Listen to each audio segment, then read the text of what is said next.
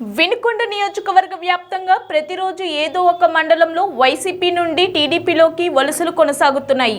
వినుకొండ పట్టణంలో 15, 16, 19, 20 వార్డుల నుండి అధికార వైసీపీని వీడి 100 కుటుంబాల పైగా unit in charge real estate Jani, RS Sriramulu మరియు వార్డుల తెలుగుదేశం పార్టీ నాయకుల ఆధ్వర్యంలో సోమవారం రాత్రి వీరందరూ పల్నాడు జిల్లా టీడీపీ అధ్యక్షులు మాజీ ఎమ్మెల్యే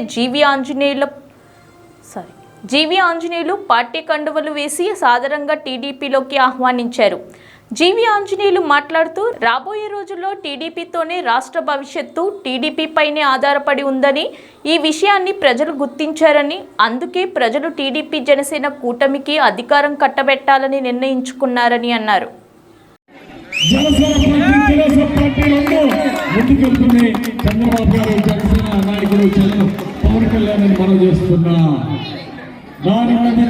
తెలుగుదేశం ప్రభుత్వంలో బాబు షూరిటీ భవిష్యత్ గ్యారంటీ పథకాలను అమలు చేస్తాం.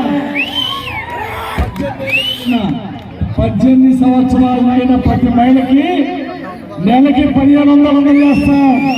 1500 మీ అందరికీ, ప్రతి మహిళకి, ఇంట్లో 2 3 ప్రతి మహిళకి నెలకి 1500 అందజేస్తాం. ఆడబిడ్డ నిధి కింద సంవత్సరానికి 18,000 ఇవ్వబోతున్నామని రేపు తెలుగుదేశం పాలనలో మీ అందరికీ మనవి చేస్తున్నా. తప్పని కొట్టి చాలా